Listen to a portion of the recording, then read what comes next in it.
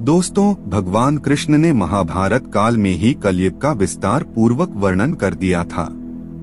कलयुग में लोग कैसे होंगे, जीवन कैसे व्यतीत होगा, लोगों का व्यवहार एक दूसरे के प्रति कैसा होगा, यह सब उस काल में ही बताया जा चुका था। आज की प्रस्तुति में हम भगवान कृष्ण द्वारा कलयुग के बारे में बताई गई 5 कड़वी बातें जो आज 100% सच हो रही है, उनकी विस्तार पूर्वक चर्चा करेंगे।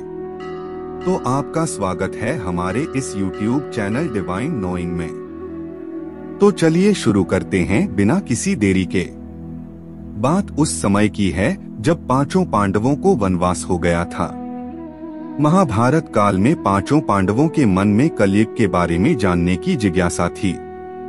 वनवास जाने से पहले पांडवों ने भगवान श्री कृष्ण से पूछा, हे श्री कृष्ण, अभी यह द्वापर युग का अंत काल चल रहा है, आप हमें बताएं कि आने वाले कलयुग की शुरुआत कैसी होगी, गति क्या और कैसी होगी।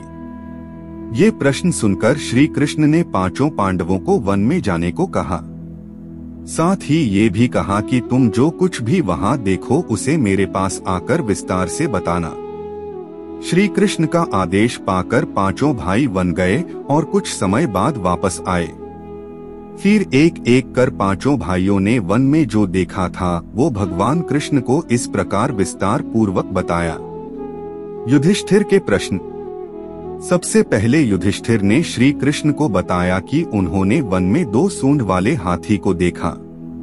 तब कृष्ण ने कहा कि कलयुग में ऐसे लोग राज करेंगे जो बोलेंगे कुछ और करेंगे। ये लोग दोनों ओर से शोषण करेंगे। भीम के प्रश्न।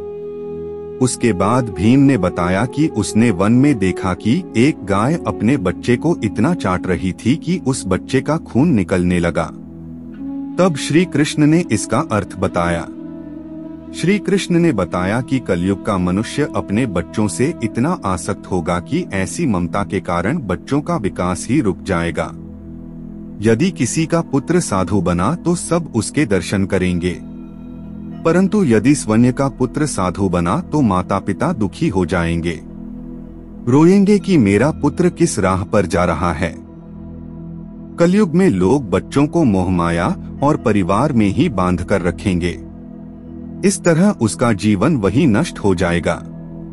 फिर कृष्ण ने कहा कि तुम्हारे पुत्र तुम्हारे नहीं बल्कि तुम्हारी पत्नियों की अमानत है और पुत्रियां तुम्हारी अमानत है। यह शरीर मृत्यु की अमानत है और आत्मा परमात्मा की अमानत है। अर्जुन के प्रश्न। इसी तरह भीमसेन के बाद अर्जुन ने बताया कि उसने एक पक्षी को देखा जिसकी पंख पर वेद की ऋचाई लिखी हुई थी, परंतु वो एक मनुष्य का मांस खा रहा था। यह देखकर मैं हैरान हो गया। तब श्री कृष्ण ने बताया कि कलयुग में ऐसे लोग होंगे जिन्हें विद्वान कहा जाएगा, किंतु उनकी मंशा यही होगी कि किसकी जल्दी मृत्यु हो जिससे उसकी संपत्ति को अपना लिया जाए। व्यक्ति का ओहदा चाहे कितना भी बड़ा क्यों ना हो, किंतु उसकी दृष्टि दूसरों की संपत्ति पर ही रहेगी। ऐसे लोग बहुत होंगे जो दूसरे के धन को छीनने को आतुर होंगे। वास्तविक संत तो कोई कोई ही होगा। नकुल के प्रश्न। अर्जुन के बाद फिर नकुल ने श्री कृष्ण को वन के बारे में बताया। नकुल ने कहा कि मैंने देखा कि एक भारी चट्टान पर्वत से गिरी और बड़े से बड़े वृक्ष भी उसे नहीं रोक पाए, परंतु एक छोटे से पौधे से टकराकर वह चट्टान वही रुक गई। तब इसका अर्थ बताते हुए श्री कृष्ण ने कहा कि कलयुग में मनुष्य की बुद्धि क्षीण होगी, उसका जीवन पतन होगा और इस पतन को धन या सत्ता के वृक्ष रोकने में सक्षम नहीं होंगे, किंतु हरि नाम रूपी एक छोटे से पौधे से मनुष्य का जीवन पतित होने से रुक जाएगा। हरि कीर्तन से मनुष्य की बुद्धि प्रबल होगी। सहदेव के प्रश्न। अपने 4 भाइयों की तरह सहदेव ने भी भगवान कृष्ण से वन की बात बताई।